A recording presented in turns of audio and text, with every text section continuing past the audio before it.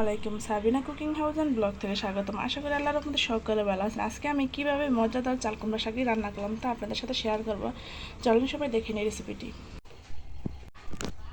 চাল কুমড়া শাক আজকে রান্নার রেসিপি আপনাদের সাথে শেয়ার করবো। এখানে বাজার থেকে কিনে আনা চাল কুমড়া শাক, এগুলো আমি কেটে নিচ্ছি, হাতের সাহায্যে সুন্দরভাবে কুটে নিচ্ছি। পরে আপনাদের সাথে শেয়ার করবো কীভাবে এই রান্নাটি করে, একবার সহজ পানির মতো আর খেতে খুব সুস্বাদু চাল কুমড়া শাক। চলুন সবাই দেখে নিই।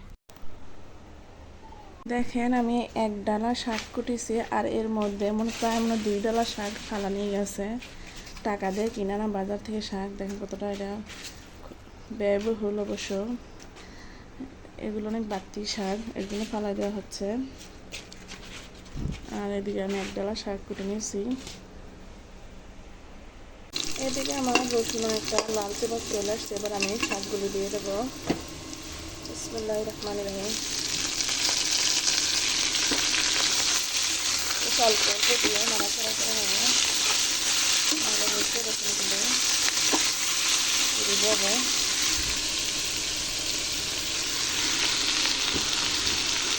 শাক রান্না করতে তেমন কিছু লাগে না, অল্প মশলা অল্প উপকরণ দিয়ে আমি শাকটা রান্না করে নিতে পারি।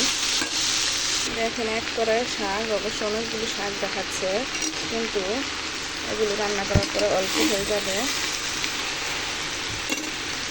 দিয়ে দিচ্ছি আস্ত কাঁচামরিচ, পরিমাণ মতো লবণ, আর কোনো উপকরণ লাগবে না। এটি সুস্বাদু তৈরি করার জন্য মজাদার শাক বাটি। দেখেন কতটা কমে নিচে চলে গেছে শাকটা।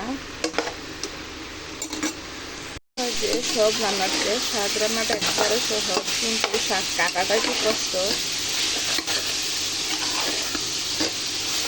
দেখেন নিচে লেগে চলে আসছে।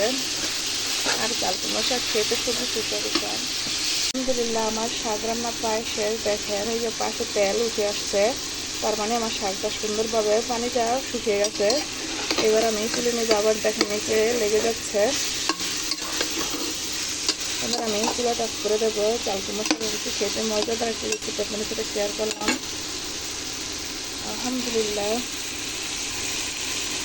আমার রান্নাটি প্রায় শেষ। আলহামদুলিল্লাহ রান্নাটি শেষ। দেখেন কতটা সুন্দর ও লোভনীয় দেখাচ্ছে আমার চাল কুমড়া শাকটা, আর খেতেও খুব সুস্বাদু। অবশ্যই আপনার রেসিপিটি ভালো লাগে থাকলে আমার পাশে থাকবেন। সকলের জন্য দোয়া রইল। ফি আমিনিল্লাহ। আল্লাহ হাফেজ।